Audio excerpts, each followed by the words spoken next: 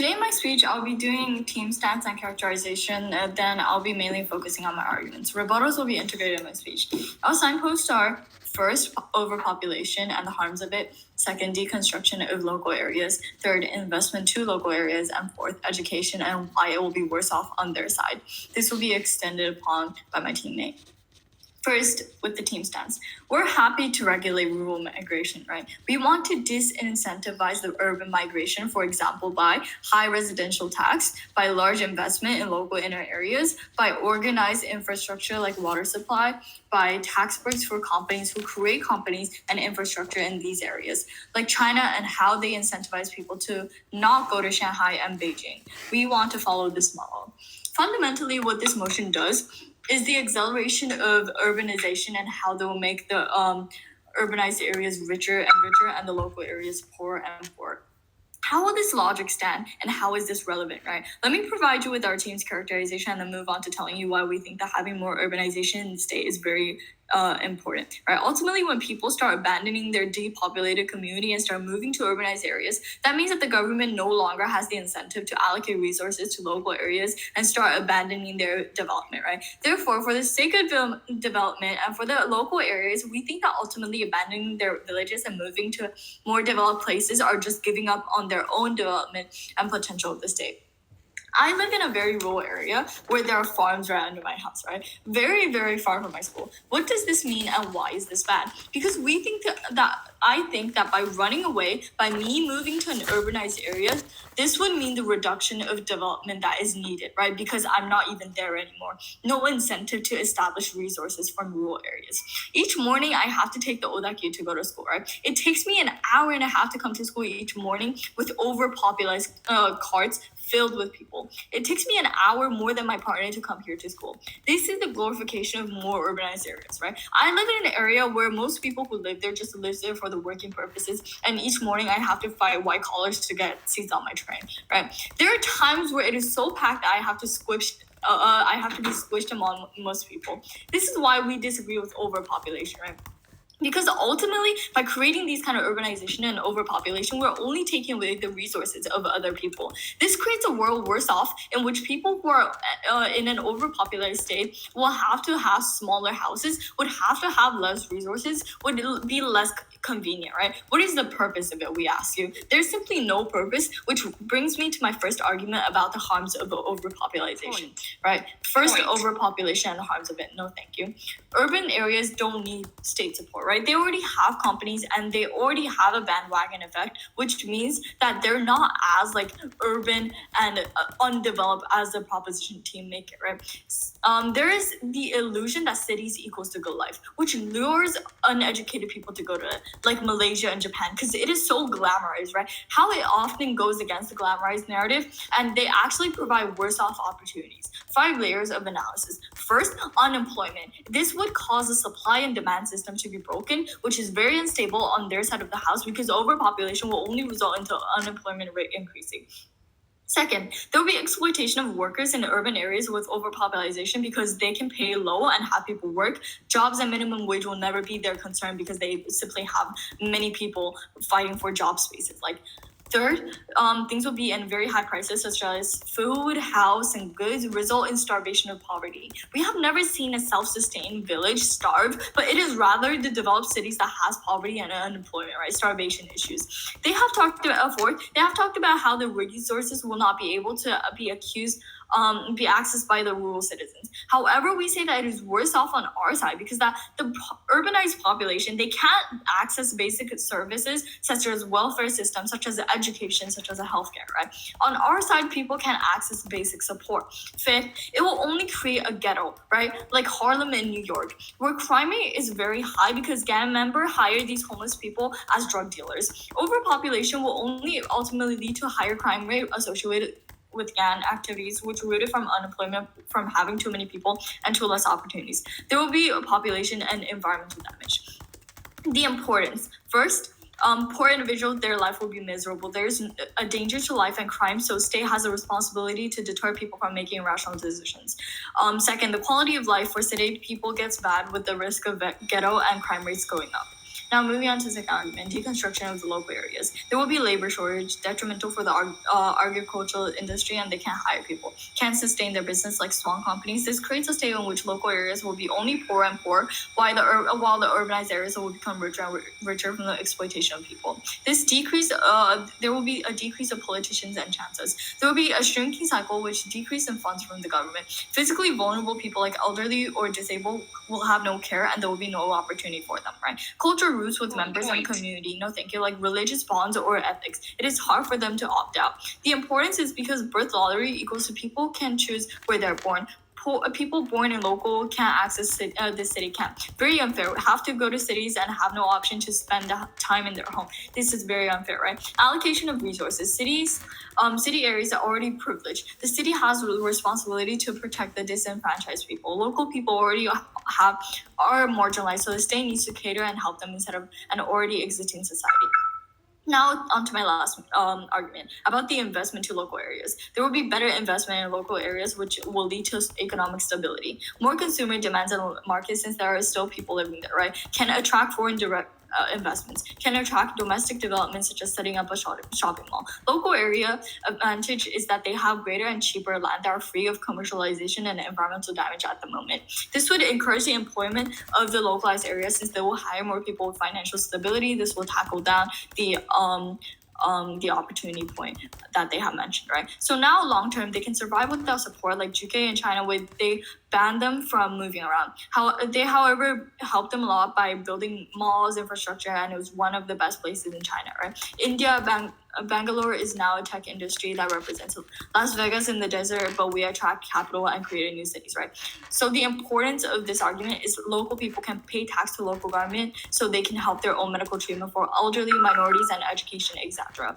And therefore, that is why I probably oppose. Thank you. Ladies and gentlemen, we want side proposition to step out of their utopia and face the reality. So proud to oppose. 3 things my speech for today. First, responses. Second, extensions. And 3, true-world analysis to clearly show you where we have taken the upper hand in this debate. First, 7 different extensions. First of all, they tell us how young people are harmed. We gave 4 responses here. Is that first, that's more bad on their own, because now they have a high risk of getting exploited instead of the model that we provided where they can get the funding from the government. I think our PM already gave you a very good explanation on this. Second is that this is not long-term, because a harm from proposition is very transitionary. Yes, now this might be true, but we're talking about the long-term effect, which we feel should be prioritized simply when we look at the number of people who can benefit, because we think a lot more people can benefit in our side of the world long-term, logically with numbers, and thus long-term effects need to be prioritized from the state's perspective. 3, even if local people are sad, the state needs to prioritize the well-being of the entire nation, which means taking our side. And 4th is that privileged groups and props model can only benefit. Like elderly and disabled people can't move around, so we say that this trade-off is justified. Second rebuttal, they talk about wasting energy and resources. As we peel wide, what insurance do you have? What assurance do you have that if local people go to cities, they will always succeed when 1, there is a lack of education compared to people there in the status quo. 2, they have a high risk of getting exploited because of supply and demand. 3, there's a lack of jobs in the city. We tell you that this incentivization of wanting people to move into capital is inherently harmful, and I think we've already once again given you many analysis on this. Also, notice the contradiction here, because they tell you that they don't want to waste resources through public transportation and stuff because of pollution, but they also support people, many different people suddenly all using transformation, which is also ultimately harming the environment. We see this as extremely contradictory. And lastly, this is why we tell you that enabling them to have their own area can have all the benefits that proposition tells you about while mitigating the harms that we provide. Third rebuttal, they tell you about how rural areas will die even with investments because they can't make money for themselves and because it glorifies them.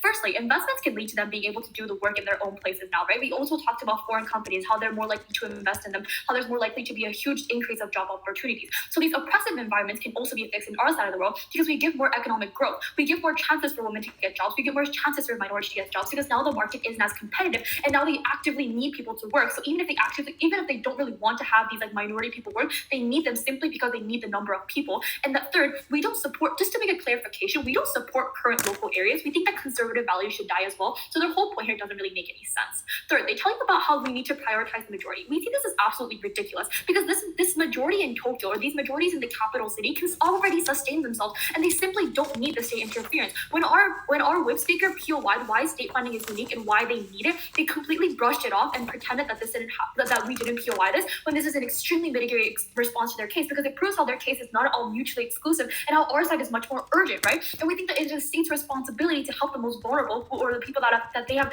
actively harmed the most in the past, which is the people that live in these kinds of like rural areas, right? And we don't think the proposition can just ignore these minorities and pretend they don't exist.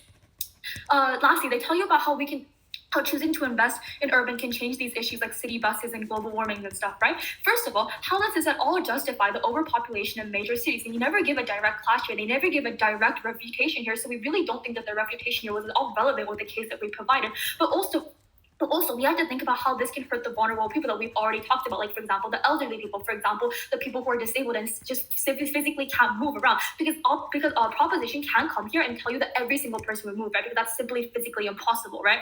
Also, on the point about global warming, how does this ever, like, what example have they ever given you about this? How does this happen in the status quo, right? Because, for example, we see how places like Tokyo, New York City, Seoul, how they, even though they have a small like area, how it significantly harms the environment and how they have the most impact on the bad environment, right? So even if their area is small, we think that because of the big population, the impact here on global warming is humongous, and they can't take away this because we've seen this happen in the status quo. Now that that's done and over with, let's move on to some extensions for my first speaker. I'll be giving you yet another harm and opposition world and how our side of the world fixes it. I'll be liking to talk about the wage gap due to education. The present situation is that when we look at the number of people who are in good universities and have good jobs, we see how insanely populated it is only to the people in places like Tokyo, places in Seoul, right? Even places like Kyoto University, right? They have more Tokyo people than Kyoto people. And places like Harvard, they have more people from New York City than Texas. This is simply because in Japan and most other countries around the world, the number of students in states are how the government decides which places get the investments for education. And the status and the state it's like how the government decides which places get investment for education. Notice that the education is state regulated and stated by money funding by the general government. This is our reasoning for this case here. We tell you that this is a huge harm in our society because now there's a huge wage gap between the people who are able to afford these types of juku in the really rich areas like Tokyo and education from a young age and people that didn't. We can see this in the status quo, right? Where most high-paid people tend to be people from like Tokyo, right? We tell you how both principally and practically this is unjustifiable. So why exactly is this important? Because one, we strip away all possible potential for these local places to develop their education because now all these people are just moving to these places and using the education systems that are already currently there instead of developing the ones in their actual home. And we're telling that on our side of the world because we develop education through money and budget that this can be fixed. Second is we can give more specialized education depending on the necessity in that state, right? People in local areas need to learn more about farming and first aid than people in the city who need to learn more about public transformation or Bitcoin or investments like that, right? Because it's more relatable for them. It's what's more necessary for them in the future. And we think that this changes depending on where they're from. And without each person in this society actively contributing their role depending on where they're from, we think that societies can't function. For example, if we didn't have the farmers in, for example, Nagano, how do you think people in Tokyo would live and eat, right? We don't think that it can be completely replaced by technology. And I think if it is replaced by technology, that's even more harmful itself because now we're losing more jobs. Is that third, we finally provide the counter narrative that you don't need to give up on your dreams just because you were born in a poor area. This fixes the narrative. This gives a counter narrative to the constantly perpetrated narrative that we see in our society today, right? We give them a shot at protecting their culture and living at their home with the beloved people that they love and still being able to be financially successful and still being able to be financially like good, right? So we basically tell you that on our side of the world, we can mitigate all the harms that opposition side provides, and we can also gain all the benefits that proposition side provides, which is why we believe that our case has the most impact here. Now, lastly, let me quickly do some true-world analysis to show you why we weigh over them in importance and in impact. In their world, their best case scenario is that somehow all of these people who are in urban areas succeed and are able to have financially successful lives. Notice how we are engaging with their most unrealistic but their best case scenario, but they have failed to engage in either our best case scenario or our worst case scenario, which would be that on our side of the world, many disabled people or elderly people will have to be left behind, and that in our side of the world, we're arguing to you that even if these people do go to these urbanized areas, they won't succeed in the first place, which is why all of their harms can be flipped around to be negative. But we're engaging on their best case scenario, right? We're telling that even if this is true, we tell you that the local needs to be prioritized because they are most vulnerable stakeholders. And why should they be prioritized? Well, simply because the people in the cities can sustain themselves to corporations in other ways. I think we've given you this argument for our PM speech and it's been significantly explained. We don't think that their case at all here is mutually exclusive and that there's other ways for these cities to get it. So when we look at the case of urgency, when we look at who the state has harmed the most in the past and who needs the state protection the most, we feel that it's the vulnerable people in these local areas. So far, propose. So I'll start my speech. I'd like to answer two questions in this debate. One, is local life happy? 2. Is urban life happy? Moving on to the first question, is local life happy? So Prime Minister explained how miserable local life is and how unsatisfactory local life is. That's not relevant to the topic because we opposition don't defend the status quo. What we oppose is active investment in local areas. Yes, we acknowledge the lack of educational opportunity, like no suffix there. Not many companies have branch there. That is why we would aggressively invest there in order to organize the infrastructure, water, electricity. We are more than happy to give tax break. So they need to engage with the actual counterfactual that we defend in this debate. Then it seems the Deputy Prime Minister gave several relevant responses about it. One, the conservative ideology in a local area is a utopia. It should die out. We agree. That is why we believe investment is necessary. The only solution to dismantle pre-existing conservatism is to provide better job opportunity for people like women and minorities. In order to do so, we need an active incentive for attracting foreign direct investment and a corporation coming in. That's what happened in UK, in Jakarta in the past. We would like to apply the same model in order to dismantle the kind of pre-existing conservatism in those areas.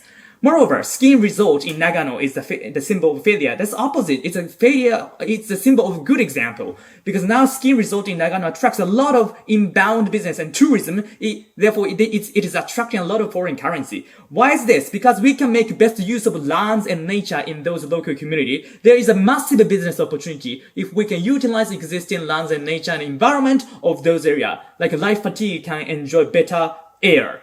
Moreover, waste of resources that is what Prime Minister explained. A small number of people can only benefit if we make investment in the local areas, like Shimin Kaikan and so on. That's a short-term problem. In the longer term, the number of people increases. That's what my partners explain. In the longer term, if we create shopping mall or like franchise restaurants and convenience store will be open there, a massive demand will appear. So like people are more likely to purchase things, and the corporations are more likely to hire people, and employment will be created. And those are the kind of mechanisms that the leader of opposition and Deputy Prime Minister explains. So that in the long term, that those initial investment is lucrative and profitable. For example, in UK in China, the very inner part of China, they used to be nothing, but China made a big investment in UK. The whole infrastructure was organized. A lot of companies started to have factories there and branches there. The shopping mall, restaurants, department store were created there and opened there. Now UK is one of the biggest cities in China. So initial investment is now benefiting a lot of and massive local population. So in the long term, we can make best use of the initial investment. So conclusion. So now, currently, yes, right now, the local area's life is misery, but in the long term, because of active investment, we can gradually make improvement and make more sustainable. Why developing local areas is important in this debate? One, birth lottery. Just because you happen to be born in a local area, you shouldn't be politically abandoned. Democratically elected government should be accountable for all civilians, regardless of backgrounds within the territory. That's the first principle. Even Prime Minister explained that principle, so we have to flip it. Secondly, city areas are already privileged. Rich people live in city areas. These people already benefited a lot from current structure. So as a priority, states should allocate resources for more defenseless and vulnerable citizens who are already politically abandoned in a local area. So as a matter of priority of resources, states should be all the more responsible and accountable for defenseless people in the local area. Moving on to my point. Go ahead. Take. That's genuinely so not relevant because we're spending money on them either way. We're just saying that those people would be happier in urban areas where they can have access to upward social mobility rather than just waiting to die. No, I think you're talking about a specific number of people who want to enjoy city life. We are talking about larger number of civilians in the future and the current citizens, including elderly people and the vast majority of people. I think you're talking about like younger generation, like between 18 to 22 years old. I think the benefit for your side is very marginal compared to the massive general utility that we would like to provide for the general local citizens in the future, in a long term in our model. Moving on to the counterfactual. What is a city life? Firstly, like underinvestment is the cause of a problem. So if we if we make overinvestment, everything will be fine. If that logic is true, then why don't you have an overinvestment in a local area as well? The same amount of utility and facility, like city bus and schools in town will be created in a local area. That will make a huge improvement for people in the local area as well. Second of all, city areas do not need funding from state. There are multinational corporations. There are a lot of companies have an office there. The response from Gen-kun is that, response from Gen-san is that the companies do not have incentive to organize infrastructure there. No, historically, infrastructure has been organized sufficiently so far. That is why we don't need extra state support and funding support from the state for city area. The climate change point that Deputy Prime Minister explained that it's more environmentally harmful when we invest in local areas due to transportation costs. That's opposite. The concentration of population in city area is causing a lot of climate change problem, like Jakarta in Indonesia and Manila in the Philippines. The concentration of traffic exaggerated by your policy will make the situation worse.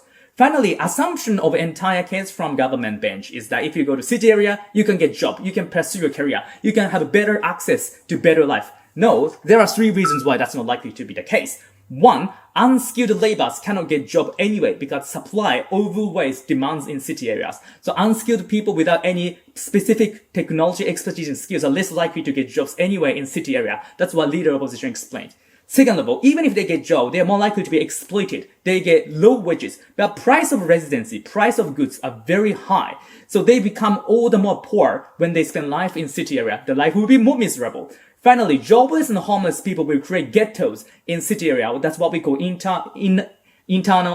city problem that undermines crime rates and security of city area. And also gang members hire those individuals as drug dealer. That would accelerate high crime rates. So conclusion, quality of life in local area quality of life in city area will not be satisfactory. Local people will end up being exploited. Why this is important in this debate? Firstly, if the crime rate is exaggerated, if insecurity happens, that undermines the life of existing people living in a city area. State has to protect that. Moreover, state has a responsibility to stop people making irrational decisions, especially where we can foresee that they are likely to be exploited in a city area. That is why we oppose. Thank you.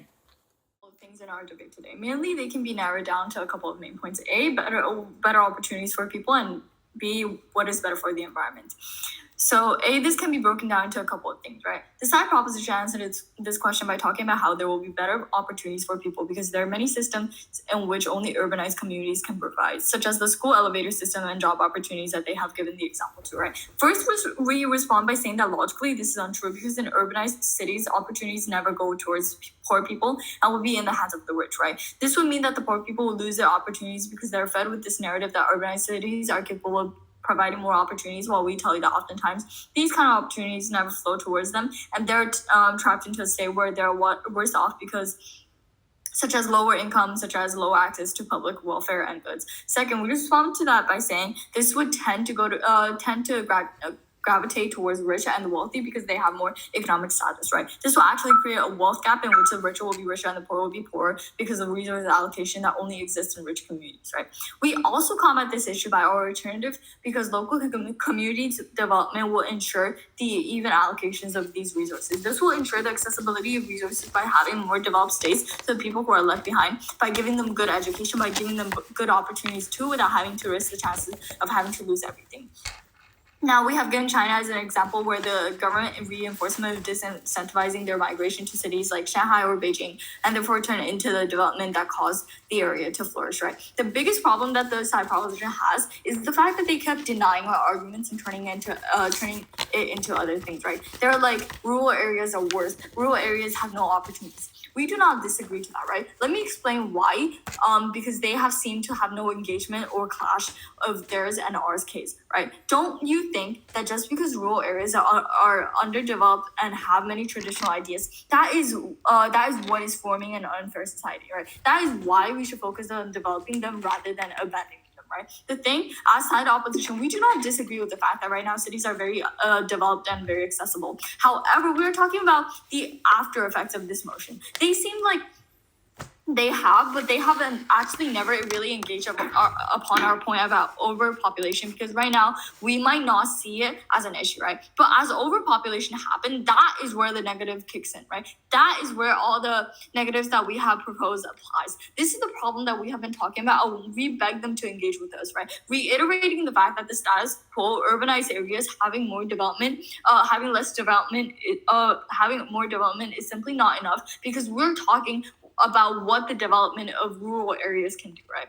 Now, they might respond with saying how rural areas will never develop, but this is simply not a reason, right? Allocating to places that need it is the most important. This is how often the process of the urbanization starts, right? Xi'an used to be a pretty undeveloped city in China, but now they are flourished, right? This is simply because the government had the incentive to develop it. With the incentive, development can happen, and it is not impossible.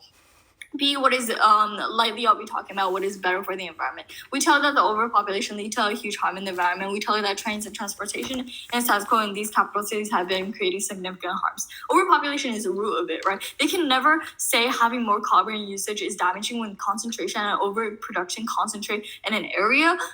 Inflation of the prices will be the actual root problem of the environmental issue, right? They tell you about global warming with no mechanization, and my partner has already told you that they provide no examples, right? Ultimately, we take this debate because we help the most vulnerable stakeholders who have been harmed by the most government, by the government in the past. We tell you that about minorities and how they need help. We tell you about elderly and young children who need people around them to take care of them and need a better education system. And we tell that these local people deserve to live in their life in the places that they like, and we need to break the stereotype that city life equals to great opportunity, which has exploited too many people in the past due to supply and demand and price of products. They also never engaged on a reporting and chair simply side proposition had too little engagement on our content model that has already worked in other countries for them to take this debate. And for the reasons above, we are proud to oppose.